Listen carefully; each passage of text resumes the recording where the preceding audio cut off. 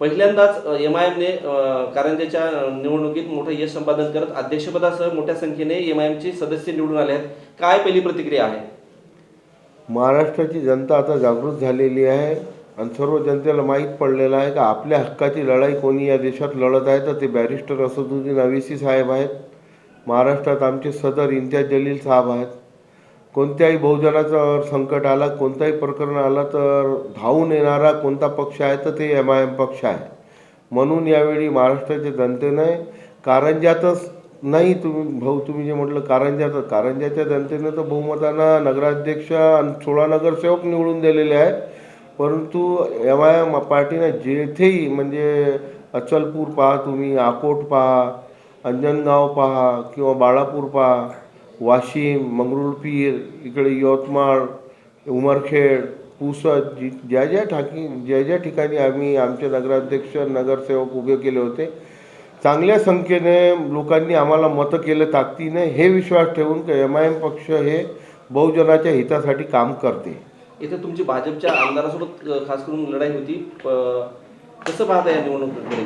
काय मुद्दे होते प्रामुख्याने नगरपालिकेच्या हिशोबाने? नगरपालिकेत प्रामुख्याने विषय असे होते की आमच्या कारंजातील जे विकास कामं थांबलेले आहे ते कामं कोणी पूर्ण करू शकते तर ते MIM पक्ष आहे असं विश्वास ठेवून सर्वच बहुजनांनी MIMला मतं केले. यावेळी आगामी महानगरपालिका आणि जिल्हा परिषदकडे होणाऱ्या निवडणुकीकडे तुम्ही कसं पाहता?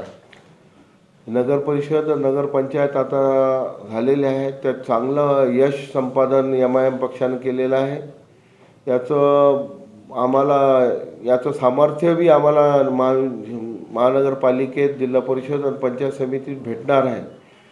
महानगरपालिकेत एक वार्डात आमच्याकडे 5-5 इच्छुक उमेदवारांचे फॉर्म आलेले आहे. त्यांचे इंटरव्ह्यूज आमचे सदर घेत आहे. लवकरच आम्ही महानगरपालिकेत आमचे सीटा डिक्लेअर करणार आहोत आणि ताकदीने आम्हाला विश्वास आहे की जनता यावेळी महानगरपालिकेत आमचे सदस्य निवडून देणार आहे. ओके. की जनता के लिए मैं शुक्रिया अदा करती हूँ और जो भी काम है ना हम सब करने के लिए तैयार है इंशाअल्लाह. बस मैं शुक्रिया अदा करती हूँ. आगे जाके क्या करना आगे जाके जो काम भी होंगे वो सब करने के लिए हम तैयार हैं. हम तैयार हैं. आप चुन के आए तो आपने जितनी भी सीटें आई उतने खुशी भी है आपको? आपको सबका शुक्रिया अदा करती हूँ. सबकी मेहनत जो है ना, सबों ने करे ना मेहनत. बस ऐसा बोलो.